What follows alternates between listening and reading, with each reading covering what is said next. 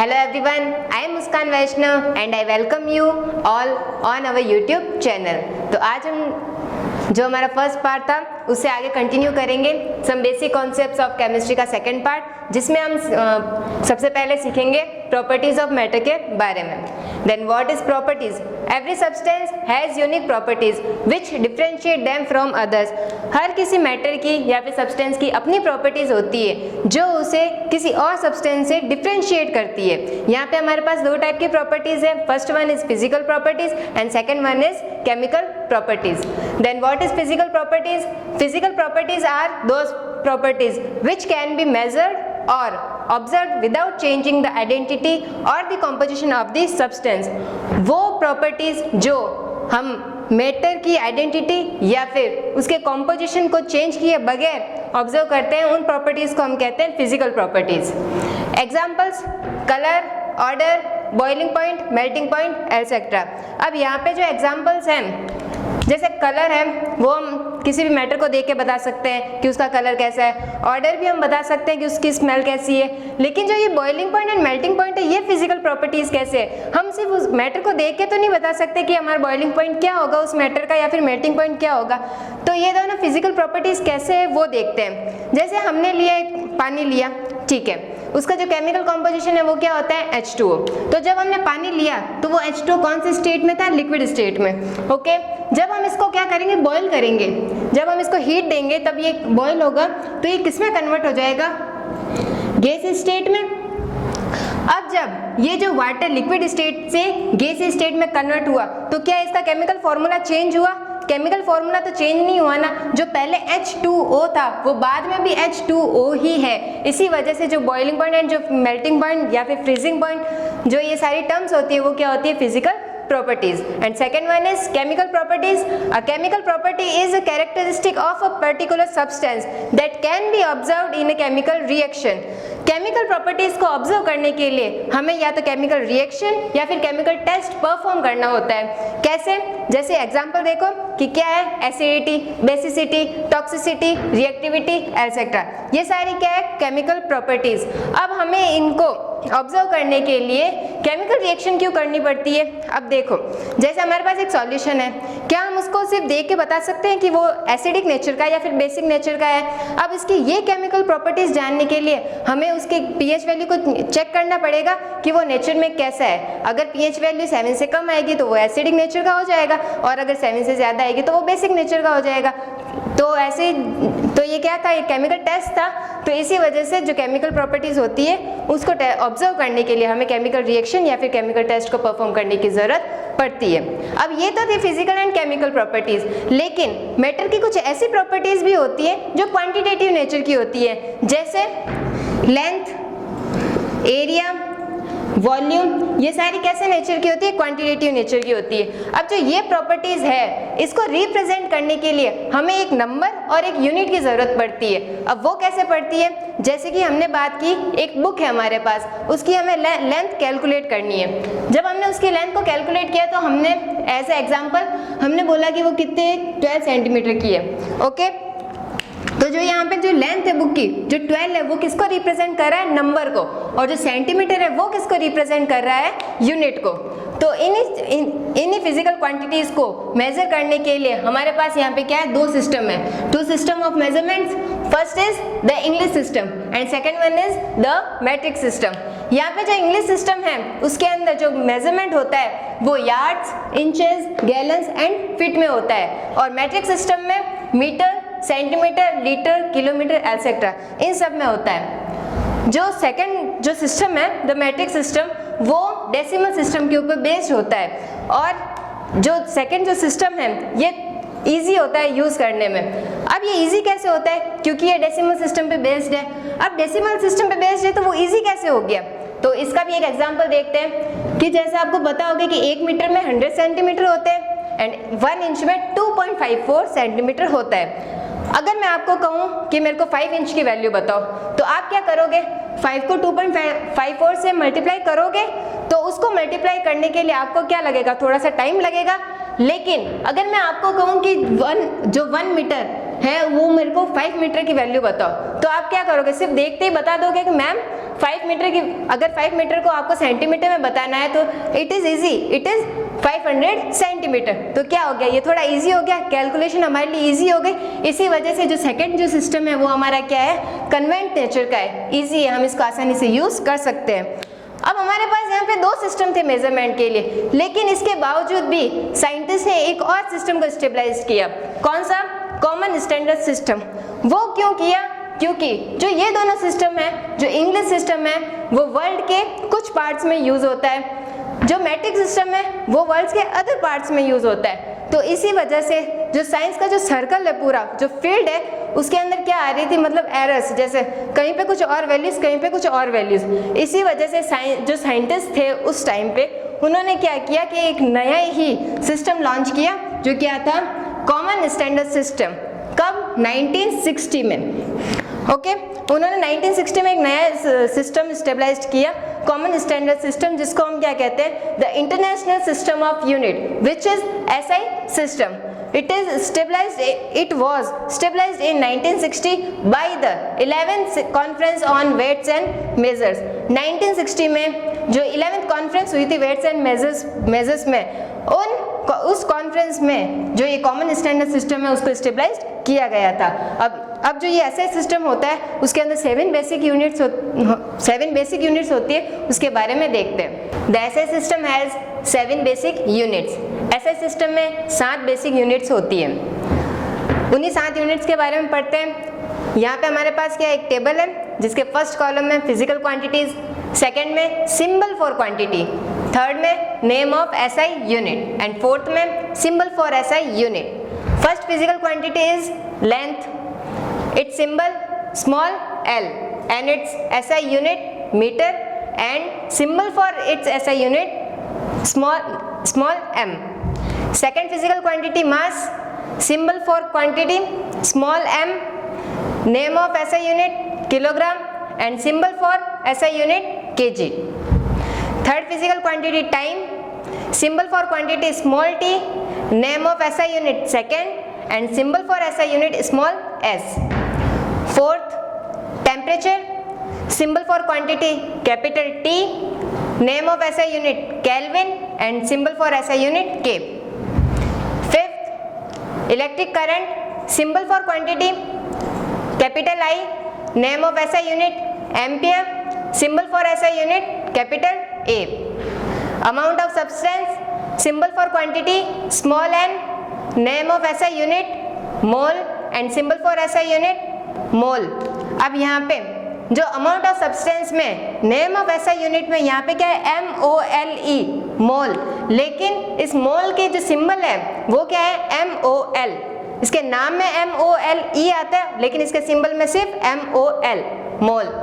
And last one is luminous intensity, symbol is I and bottom में small v, IV, name of SI unit candela and symbol for SI unit CD। अब यहाँ पे आप कहोगे कि ma'am हमें ये सारी की सारी है ना फिजिकल क्वांटिटीज तो पढ़ ली, ये जो ऊपर वाली है वो 6 भी हमें समझ में आ जाएगी, लेकिन जो ये 7 है ल्यूमिनस इंटेंसिटी वो क्या होता है। अब ये लेंथ तो हमें पता है, डिस्टेंस, मास, वेट, टाइम जो हम आवर, मिनट, सेकेंड ये सब देखते हैं वो, temperature, changes in heat and electric current, flows of electron and amount of substance जो मैटर में जो अमाउंट होती है वो। अब जो अमाउंट ऑफ सब्सटेंस है यहाँ पे मोल, इस मोल कॉन्सेप्ट के बारे में हम आगे मतलब पूरा कंप्लीटली एक्सप्लेन करेंगे। लेकिन जो ये लास्ट ल्यूमिनस इंटेंसिटी है वो क्या होता है, तो इस ल्यूमिनस इंटेंसिटी का जो एग्जैक्ट मीनिंग है उसको समझाने से पहले आप एक इमेजिन करो, एक एग्जाम्पल कि आपके पास तो एक कैंडल है और एक क्या है, बल्ब। अब इमेजिनेशन में जो बल्ब है उससे करंट नहीं आने वाला है, ठीक है। तो जो कैंडल है और जो बल्ब है उसको ऑब्जर्व करो कि जो कैंडल की जो लाइट है वो ब्राइटर है ज्यादा या फिर जो बल्ब की लाइट है वो। तो आप कहोगे यस मैम, ये कैसी बात पूछ ली, जो बल्ब की लाइट है वही तो ब्राइटर होगी। अब जो वो बल्ब की लाइट ब्राइटर है वो क्यों है, क्योंकि उसकी जो लाइट की इंटेंसिटी है बल्ब की वो कैंडल की लाइट की इंटेंसिटी से ज्यादा है। इसी वजह से जो बल्ब की जो लाइट है वो हमें क्या लगती है, ज्यादा ब्राइटर लगती है, वही है ल्यूमिनस इंटेंसिटी। अगर हम इसको साइंटिफिक टर्म में देखें तो इसका मीनिंग क्या होता है कि पर यूनिट जो पर सॉलिड एंगल होता है उसमें पर यूनिट टाइम में जो अमाउंट होती है विजिबल लाइट की उसको हम कहते हैं luminous intensity. The amount of visible light per unit time in unit solid angle, इसको हम कहते हैं ल्यूमिनस इंटेंसिटी। अब यहाँ पे नेक्स्ट प्रॉपर्टी की बात करते हैं ऐसे सिस्टम की। तो ऐसे सिस्टम में हम प्रीफिक्स का यूज कर सकते हैं। प्रीफिक्स का यूज कैसे कि एक तो होता है सफिक्स और एक होता है प्रीफिक्स। वर्ड रूट के जो आगे यूज होता है वर्ड, उसको हम कहते हैं प्रीफिक्स, और वर्ड रूट के बाद में जो यूज होता है उसको हम कहते हैं सफिक्स। अब जैसे पहले एक एग्जांपल बताती हूँ, फिर ये बताऊंगी प्रीफिक्स का यूज कैसे है। अब मैंने बोला कि 5 किलोमीटर, ठीक है, मैंने 5 किलोमीटर बोला, तब यहाँ पे 5 किलोमीटर देखते ही हमें पता चल गया कि यहाँ पे किसकी बात हो रही है, 5000 मीटर की। सही है, 5 किलोमीटर में 5000 मीटर की बात हो रही है। और अगर मैंने बोला 6 सेंटीमीटर, तो इसमें किसकी बात हो रही है, 0.06 मीटर की। अगर 6 सेंटीमीटर में बोल रही हूँ दैट मीन्स 0.06 मीटर। तो यहाँ पे जो ये किलो और जो ये सेंटी है उसने किसकी जगह ले ली, सेंटी ने तो किसकी जगह ली, 1/100 की, मतलब 1 मीटर में 100 सेंटीमीटर होता है, तो और किलो ने किसकी ली, 1000 की। तो ये जो किलो और सेंटी है वही क्या है, प्रीफिक्सेस। अब कुछ एग्जांपल्स देख लेते हैं कि जैसे 10⁻⁻12 के लिए जो प्रीफिक्स है वो क्या होता है, पिको, 10⁻3 के लिए किलो, 10�6 के लिए मेगा, एटसेट्रा। और भी कई सारे प्रीफिक्सेस होते हैं जो साइंस में यूज होते हैं। अब हम आते हैं हमारे नेक्स्ट टॉपिक पे, जो है laws of chemical combination. It is very important topic, क्योंकि जो ये लॉज है, मतलब सबको ऐसा लगता है हाँ हमें पढ़ लिया, हमें समझ में आ गया, लेकिन फिर भी कहीं ज्यादा कंफ्यूजन रहता है इनमें। तो लॉज ऑफ केमिकल कॉम्बिनेशन के बारे में पढ़ते हैं। तो सबसे पहले तो ये केमिकल कॉम्बिनेशन के लॉज होते क्या हैं, तो हमने पार्ट फर्स्ट में पढ़ा था कि जब डिफरेंट एलिमेंट्स एक साथ में ज्वाइन होते हैं तो वो कंपाउंड्स बनाते हैं। ओके, तो जो ये कंपाउंड बनाते हैं, तो जो ये कंपाउंड बनाने की जो प्रोसेस है वो कुछ बेसिक लॉज को फॉलो करती है। उन्हीं लॉज को हम कहते हैं laws of chemical combinations. The combination of elements to form compounds is governed by 5 basic laws. इन्हीं लॉज के बारे में हम पढ़ेंगे, जिसमें से हमारा फर्स्ट लॉ है law of conservation of mass. ठीक है, अब जो ये फर्स्ट लॉ है वो किसने दिया था, एंटोनी लवोसियर ने 1789 में दिया था। ठीक है, ये लॉ था इन साइंटिस्ट ने दिया, 1789 में दिया। अब कैसे दिया, जो ये साइंटिस्ट थे वैसे है ना, इन जो ये एंटोनी लवोसियर है इनको फादर ऑफ केमिस्ट्री भी कहते हैं। तो उन्होंने ना क्या किया था, कंबशन रिएक्शंस पे कई सारे एक्सपेरिमेंट्स किए थे। उन एक्सपेरिमेंट्स के डाटा को उन्होंने ऑब्जर्व किया और उनके एक्यूरेट मेजरमेंट और केयरफुली प्लान्ड एक्सपेरिमेंट्स के बेसिस पे उन्होंने ना कंक्लूजन दिया हमें कि केमिकल रिएक्शंस में जो मास होता है ना ही तो हम उसको क्या कर सकते हैं, क्रिएट कर सकते हैं, और ना ही उसको डिस्ट्रॉय कर सकते हैं। तो ये था हमारा first law, law of conservation of mass. It states that mass can neither be created nor be destroyed. और जो ये इनका कंक्लूजन था वो केमिस्ट्री के बाद के डेवलपमेंट में एक बेस का काम किया। मतलब जो इसके बाद में जो भी डेवलपमेंट्स हुए थे उनमें वो क्या हो गए थे, थोड़े से इजी, जिसका बेस क्या था, क्योंकि जो उनका बेस था वो क्या था, लॉ ऑफ कंजर्वेशन ऑफ मास। अब हमने ना ये लॉ पढ़ लिया, ठीक है, इसका स्टेटमेंट भी देख लिया, ये भी अच्छी बात है। लेकिन क्या इसके एग्जाम्पल के बिना हमें लॉ समझ में आने वाला है? हाँ, कुछ को समझ में आ जाएगा लेकिन कुछ को तो नहीं आएगा। तो इसीलिए हम क्या देखते हैं, एग्जाम्पल। अब हमने ना एक केमिकल रिएक्शन ली, किस किस के बीच में, hydrogen and chlorine. Hydrogen chlorine के साथ रिएक्ट करके हाइड्रोजन क्लोराइड बनाता है। अब यहाँ पे जो हाइड्रोजन का मास है इनिशियली वो कितना है, 2 ग्राम। क्लोरीन का जो मास है वो है 17 ग्राम। अब जो बाद में जो हाइड्रोजन क्लोराइड बनेगा उसका जो मास है वो कितना है, 73 ग्राम। अब यहाँ से हमें क्या ऑब्जर्व हुआ कि केमिकल रिएक्शन के बाद का मास 73 ग्राम वो केमिकल रिएक्शन के पहले के मास के क्या इक्वल है, क्योंकि बाद में भी क्या है 73 ग्राम और पहले भी क्या है 71 + 2 73 ग्राम। तो इससे हमें क्या पता चल गया, mass of reactant equals to mass of product, कि केमिकल रिएक्शन में जो रिएक्टेंट का मास होता है वो प्रोडक्ट के मास के इक्वल होता है। इससे हमारा जो लॉ ऑफ कंजर्वेशन ऑफ मास है वो क्या होता है, proof. Second law of chemical combination is law of definite proportion और लॉ ऑफ डेफिनाइट कॉम्पोजिशन। अब जो फर्स्ट वाला लॉ था उसको हमने पूरा एक्सप्लेन किया। जो सेकंड लॉ है उसमें भी हम देखते हैं कि जो सेकंड लॉ है वो किसने दिया था, it was proposed by Joseph Proust, जो ये सेकंड लॉ है वो जोसेफ प्राउस्ट ने दिया था। अब उन्होंने क्या किया, अब जैसे है ना फर्स्ट वाले जो फर्स्ट लॉ था हमारा, उसमें मैंने आपको बताया उसकी हिस्ट्री के बारे में बताया था, तो इसमें भी बताती हूँ कि जो जोसेफ प्राउस्ट है उन्होंने क्या किया था, क्यूप्रिक कार्बोनेट लिया था, क्यूप्रिक कार्बोनेट CuCO3। उन्होंने इसके 2 सैंपल्स लिए थे। उन दोनों सैंपल्स में से जो फर्स्ट था वो क्या था, natural origin, and second one is synthetic. तो उन्होंने दोनों सैंपल्स को लेके ये ऑब्जर्व किया कि जो CuCO3 है, जो उसका एलिमेंट, जो इस एलिमेंट, जो ये एलिमेंट्स है कॉपर, कार्बन एंड ऑक्सीजन, जो इसका कॉम्पोजिशन है वो इन दोनों ही सैंपल्स में क्या है, सेम। तो जब उन्होंने ये देखा, ये ऑब्जर्व किया, तो उन्होंने ये एक्सपेरिमेंट्स करके बाद में कंक्लूजन निकाला कि जो कंपाउंड होता है उसका सोर्स चाहे कुछ भी हो, लेकिन जो उस कंपाउंड में जो एलिमेंट्स का प्रोपोर्शन होता है, जो कॉम्पोजिशन होता है, वो हमेशा ही क्या रहता है, सेम। फिर चाहे वो नेचुरली हमने लिया हो, वो चाहे फिर वो क्या हो, सिंथेटिक। तो उन्होंने जो लॉ दिया था वो क्या कहता है कि it states that a given compound always contains exactly the same proportion of elements by weight, कि जो कंपाउंड हमें दिया गया है उसके अंदर जो एलिमेंट्स का जो प्रोपोर्शन होता है वो हमेशा ही क्या रहता है, सेम। लेकिन सेम कैसे, बाय वेट, जो उनका वेट होता है वो उनका सेम रहता है। जैसे कि जो CuCO3 है वो नेचुरली में जितना वेट कॉपर का, कार्बन का और ऑक्सीजन का फर्स्ट वाले सैंपल में होगा, उतना ही वेट कॉपर, कार्बन और ऑक्सीजन का सिंथेटिक वाले सैंपल में भी होगा। तो ठीक है, ये था हमारा जो सेकंड लॉ। अब इसका एक एग्जांपल देखते हैं, क्योंकि एग्जांपल के बिना लॉ तो समझ में ही नहीं आएगा। तो एग्जांपल हम लेते हैं कि CO2 can be obtained by, जो CO2 है वो हमें ऑब्टेन हो सकती है, कई तरीकों से ऑब्टेन हो सकती है, जैसे कि first heating CaCO3, calcium carbonate को हीट करने पे भी हमें CO2 ऑब्टेन होती है, CaCO3 एंड HCl के रिएक्शन करने पे भी हमें CO2 ऑब्टेन होती है, और कार्बन को बर्न करने पर भी हमें ना CO2 ऑब्टेन होती है। तो इन तीनों ही प्रोसेस से हमें CO2 मिल रही है। तो हमने अब देखा क्या कि जो ये CO2 है जो हमें इन तीनों ही प्रोसेस से मिल रही है, उसके अंदर जो कार्बन एंड ऑक्सीजन का जो रेशियो है, कौन सा रेशियो, बाय वेट, उनके वेट का रेशियो क्या है, सेम, जो कि क्या है 12:32 और 3:8। तो ये था second law of definite proportion. अब हम आते हैं हमारे थर्ड लॉ पे, जो कि क्या है, लॉ ऑफ मल्टीपल प्रोपोर्शन। जो ये लॉ है वो दिया था डाल्टन ने, कब दिया था, 1808 में।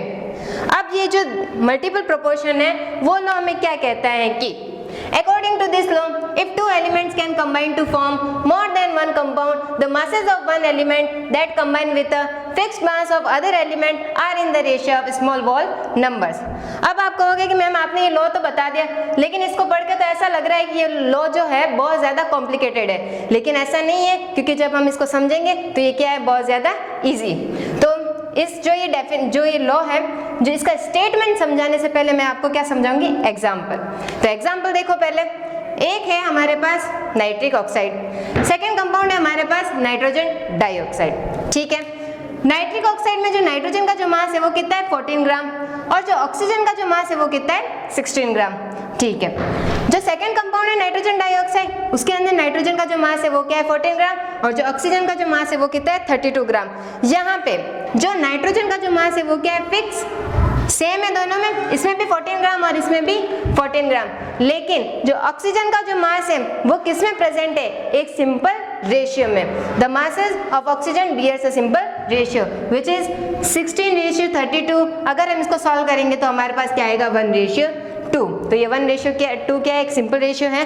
तो स्टेटमेंट हमें क्या कहता है कि अगर दो एलिमेंट्स एक दूसरे के साथ कंबाइन होके अगर दो अलग टाइप के कंपाउंड बनाते हैं, और अगर हम एक एलिमेंट के मास को फिक्स कर देते हैं तो दूसरे एलिमेंट का मास एक स्मॉल वॉल नंबर्स के रेशियो में प्रेजेंट होगा। तो इस जो ये एग्जांपल है इसमें भी नाइट्रोजन का जो मास है उसको फिक्स करने पे ऑक्सीजन का मास एक सिंपल रेशियो में आ रहा है, दैट्स क्लियर। इससे हमारा जो थर्ड लॉ है वो भी क्या होता है, proof. Fourth law of chemical combination is Gay-Lussac's law of gaseous volumes. अब जैसा कि नाम में ही है गै-लुसैक्स लॉ, तो जो लॉ है वो किसके द्वारा दिया गया था, गै-लुसैक। अब गै-लुसैक ने क्या कहा था कि when gases combine or are produced in a chemical reaction, they do so in a simple ratio by volume provided all gases are at same temperature and pressure. अब वैसे ही जैसे मैंने आपको थर्ड लॉ में बताया था, स्टेटमेंट में समझाऊंगी बाद में, पहले हम क्या देखेंगे, एग्जाम्पल। हमारे पास एक केमिकल रिएक्शन है, H2 प्लस Cl2 से क्या प्रोडक्ट बन रहा है, 2HCl। अब यहाँ पे जो H2 है वो गैस स्टेट में है और जो Cl2 है वो भी गैस स्टेट में है। अब यहाँ पे जब ये दोनों gases same temperature and pressure पे जब रिएक्ट करेगी, तब इन दोनों का जो वॉल्यूम है वो एक सिंपल रेशियो में प्रेजेंट होगा। तो जो H2 है यहाँ पे क्या है, 1 volume of hydrogen reacts with 1 volume of chlorine. तो रिएक्ट करके जो प्रोडक्ट बनेगा वो 2 वॉल्यूम ऑफ हाइड्रोजन क्लोराइड। 2 क्यों, क्योंकि यहाँ पे प्रोडक्ट में हमें 2 मॉलिक्यूल मिल रहे हैं हाइड्रोजन क्लोराइड के, इस वजह से। तो यहाँ पे the volume of hydrogen and chlorine bears a simple ratio which is 1:1। तो ये 1:1 का एक सिंपल रेशियो है। तो अब स्टेटमेंट पे आते हैं। तो स्टेटमेंट क्या कहता है कि व्हेन गैसेस कंबाइन और are produced in a chemical reaction, जब केमिकल रिएक्शन में 2 गैसेस या तो कंबाइन होती है या फिर उस रिएक्शन में प्रोड्यूस होती है, तब जो उनका वॉल्यूम है वो एक सिंपल रेशियो में होता है। लेकिन जो गैसेस हैं वो सेम टेम्परेचर एंड प्रेशर पे होनी चाहिए। अब आप पूछोगे कि मैम अगर रिएक्टेंट में गैस स्टेट है, अगर प्रोडक्ट में भी गैस स्टेट में हमें प्रोडक्ट मिल रहा हो तब क्या होगा? तो उसके लिए भी एग्जांपल देख लेते हैं कि हेबर्स प्रोसेस की रिएक्शन है, N2 + 3H2 से बनता है 2NH3। यहाँ पे N2 गैस स्टेट में है, हाइड्रोजन भी गैस स्टेट में है एंड जो अमोनिया मिलेगा वो भी गैसेस स्टेट में। ओके, इसको ऑब्जर्व करेंगे तब हमें क्या पता चलेगा कि 1 volume of nitrogen reacts with 3 volume of hydrogen and form 2 volume of ammonia. 1 volume nitrogen का 3 वॉल्यूम हाइड्रोजन के साथ मिलकर 2 वॉल्यूम अमोनिया बनाता है। ठीक है, अब जब इनका रेशियो है वॉल्यूम्स का, किसका? नाइट्रोजन, हाइड्रोजन एंड अमोनिया का, वो क्या है? 1:3:2। तो क्या ये सिंपल रेशियो है? तो इससे हमें एक और बात पता चली कि अगर केमिकल रिएक्शंस में गैसेस आपस में रिएक्ट करके अगर प्रोडक्ट में भी गैस बनाती है, तब जो प्रोडक्ट का जो वॉल्यूम है वो गैसेस के वॉल्यूम के साथ में भी एक सिंपल रेशियो में प्रेजेंट होगा। अब यहाँ पे एक क्वेश्चन सॉल्व करते हैं जिससे जो लॉ है वो क्या हो जाएगा, उसके अंदर एक क्लैरिटी आ जाएगी। मैं आपको 4 ऑप्शंस देती हूँ इसी रिएक्शन के लिए। First option is 2 litre plus 4 litre से 6 लीटर, मतलब 2 लीटर नाइट्रोजन 4 लीटर हाइड्रोजन के साथ मिलके 6 लीटर अमोनिया बनाता है। ठीक है, वैसे ही सेकेंड ऑप्शन में 6 litre, 4 litre and 5 litre, third option में 6 litre, 3 litre and 9 litre, and last option में 3 लीटर, 9 लीटर एंड 6 लीटर। तो अब यहाँ पे सॉल्व करने की कोशिश करो कि इन 4 ऑप्शन में से कौन सा जो ऐसा ऑप्शन है जो इस हमारी केमिकल रिएक्शन के लिए इस लॉ को वेरीफाई करेगा। ठीक है, अब एक एक एग्जाम्पल को देखते हैं। फर्स्ट एग्जाम्पल क्या कहता है? 2 लीटर नाइट्रोजन 4 लीटर हाइड्रोजन। ये तो यहीं पे गलत हो गया। क्यों? क्योंकि जो 3 वॉल्यूम हाइड्रोजन रिएक्ट करता है, यहाँ पे तो अगर हम इसको सॉल्व करेंगे तो यहाँ पे तो 1, 2 और 3 रेशियो क्या आएगा? 1:2:3 which is not correct. Second option, तो फर्स्ट तो हमारा रॉन्ग हो गया। Second option 6 litre, 4 litre and 5 litre, 6 litre nitrogen 4 litre hydrogen के साथ, ये भी यहाँ पे गलत हो गया क्योंकि जो 6 है वो यहाँ पे क्या है, ये क्या बोल रहा है कि जो नाइट्रोजन है उसका वॉल्यूम ज्यादा है, लेकिन यहाँ पे तो हाइड्रोजन का वॉल्यूम ज्यादा है, तो सेकंड ऑप्शन भी गलत। Third option 6 litre, 3 litre and 9 litre, यहाँ पे भी ये गलत क्योंकि जो नाइट्रोजन का वॉल्यूम यहाँ पे ज्यादा दे दिया। और लास्ट में 3 litre, 9 litre and 6 litre, 3 litre nitrogen 9 litre hydrogen के साथ मिलके 6 लीटर अमोनिया बनाता है। तो क्या ये सही है? जब हम इसको क्या करेंगे, सॉल्व करेंगे तो 1, 3 एंड 2 हमारा रेशियो आ गया जो हमने पहले देखा था 1:3:2। तो our correct option is D which is 3 litre, 9 litre and 6 litre. तो ये था Gay Lussac's law of gaseous volume. अब जो ये लॉ था इस लॉ को प्रॉपरली एक्सप्लेन आवोगाद्रो ने किया था 1811 में। जब इन्होंने अपना लॉ दिया था तब इस लॉ में क्लैरिटी आई थी। अब आवोगाद्रो जो 5th law of chemical combination है वो क्या कहता है? इन 1811 Avogadro proposed that equal volume of gases at same temperature and pressure contains equal number of molecules। अब Avogadro ने जस्ट बात इसी के जैसी की थी लेकिन थोड़ी सी मॉलिक्यूल्स की फॉर्म में की थी। उन्होंने क्या कहा था? अगर गैसेस इक्वल वॉल्यूम में सेम टेम्परेचर और प्रेशर पे अगर रिएक्ट करती है, तब जो उनके नंबर ऑफ मॉलिक्यूल्स होते हैं वो क्या होते हैं, इक्वल होते हैं। कैसे? अब एग्जाम्पल तो लेना पड़ेगा, एग्जाम्पल के बिना तो हमें समझ में नहीं आएगा कि वो क्या कह रहा है। तो एग्जाम्पल लेते हैं, वही केमिकल रिएक्शन H2 + Cl2 से 2HCl बन रहा है। यहाँ पे एक वॉल्यूम हाइड्रोजन एक वॉल्यूम क्लोरीन के साथ मिलके 2 वॉल्यूम हाइड्रोजन क्लोराइड बनाता है, ठीक है। इस स्टेटमेंट के अकॉर्डिंग जो मॉलिक्यूल्स हैं हाइड्रोजन में, वो अगर ये दोनों गैसेस अगर इक्वल वॉल्यूम है अगर इन दोनों का, तो जो नंबर ऑफ मॉलिक्यूल्स होंगे वो भी इक्वल होने चाहिए। तो अगर इन दोनों का वॉल्यूम तो हमने इक्वल ही लिया है, 1 वॉल्यूम एंड 1 वॉल्यूम, तो यहाँ पे number of molecules as a example कितने हैं, 4। तो क्लोरीन के भी नंबर ऑफ मॉलिक्यूल्स कितने होंगे, 4। लेकिन यहाँ पे कितना वॉल्यूम बन रहा है हमारे प्रोडक्ट में, 2 वॉल्यूम, तो नंबर ऑफ मॉलिक्यूल्स क्या हो जाएंगे, डबल, जो कि क्या होंगे 1 2 3 4 5 6 7 8। यहाँ पे 4 थे इनके मॉलिक्यूल्स, यहाँ पे कितने हो गए, डबल 8 मॉलिक्यूल्स। अगर हम एक और एग्जाम्पल की बात करते हैं तो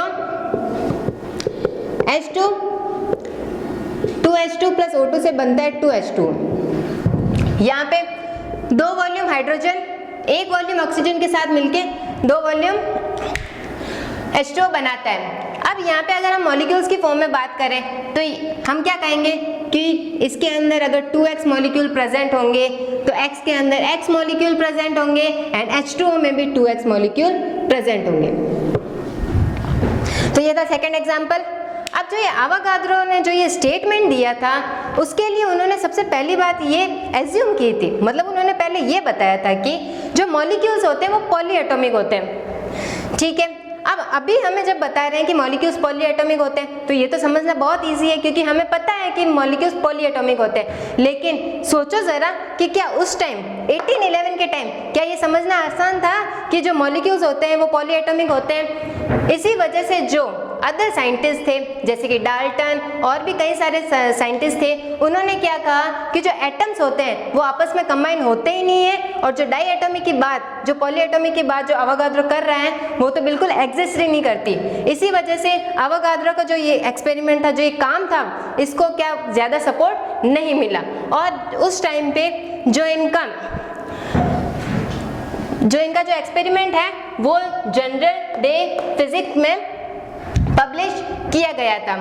अब उस टाइम पे तो इनके काम को इतना सपोर्ट नहीं मिला, लेकिन इनके मरने के 50 साल बाद में 1860 में जब केमिस्ट्री की फर्स्ट कॉन्फ्रेंस हुई थी, कहाँ पे, कार्लस्रू जर्मनी में, उस कॉन्फ्रेंस में जो स्टानिस्लाव कैनिज़ारो थे, उन्होंने क्या किया, एक स्केच प्रपोज मतलब बताया था कि उसके अंदर उन्होंने बताया था कि जो आवागाद्रो का जो काम था उस पे उन्होंने जोर दिया था, जिसकी वजह से इनके काम को सपोर्ट मिला। और तब जो ये आवागाद्रो का जो ये लॉ है उसको क्या मिली थी, मतलब कि जो इसको सपोर्ट किया गया था कि हाँ जो इन्होंने ये काम किया था वो क्या था, करेक्ट। आज के वीडियो में हमने पढ़ा properties of matter, different systems of measurements and laws of chemical combination. Last में जो हमने लॉज ऑफ केमिकल कॉम्बिनेशंस देखे थे, उन सभी लॉज को हमने एग्जांपल के साथ में अच्छे से क्लियर किया। आई होप आपको सारे के सारे टॉपिक्स क्लियर हुए होंगे। अगर आपको कोई डाउट रह जाता है तो आप इस वीडियो को एक बार फिर से चेक करें, और अगर फिर भी कोई डाउट रह जाए तो फिर आप कमेंट करें। Thank you and have a nice day.